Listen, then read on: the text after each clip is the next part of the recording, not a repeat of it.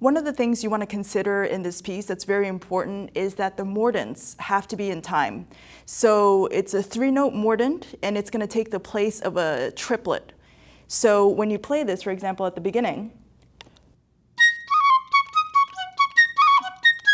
you want to make sure that mordent is very, very rhythmic, and it's not bleeding into the next beat. That's something you want to avoid, and watch for the entire piece. Another big thing to consider in this is how you're going to use your B flat thumb key as opposed to your B natural with your first finger down for B flat, or your B flat lever.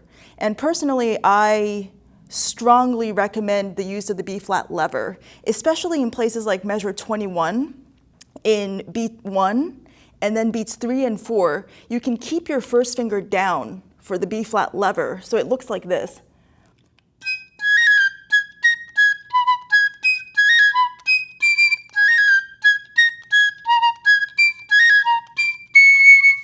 You can see there that I kept this lever down for the entirety of beat 1 after the E flat and all of beats 3 and 4 after the D. And that really helps facilitate the fingerings for the rest of those notes there.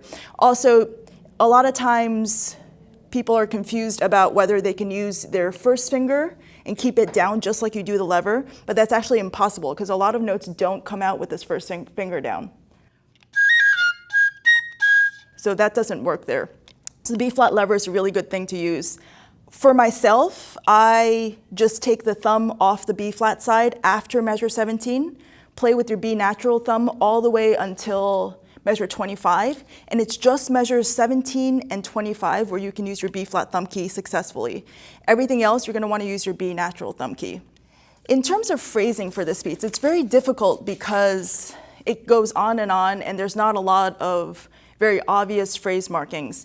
So what I've been doing is really taking the accents seriously as phrasing points. For example, in measures 21, 22, 23, and 24, you have these accents that go down in a descending line. So starting at 21.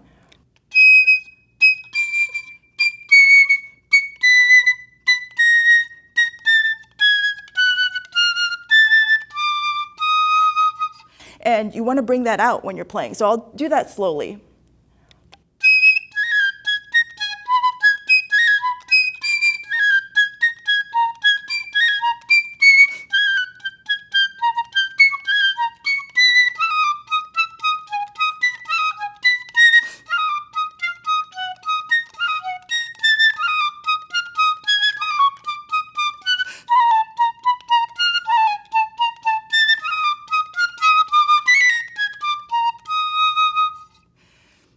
Hopefully you can hear those accented notes as your main line. There are some other interesting things that happen. For example, at 29, you have the same accented notes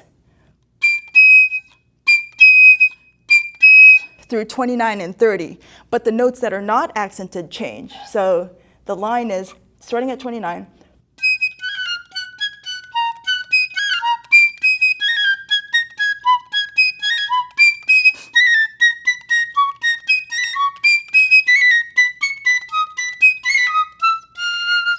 you can hear that the accented notes stay the same, but everything else is moving up by step. Another place that's interesting is 35 and 36. Suddenly you have these very big intervals between the accented notes. So starting at 35,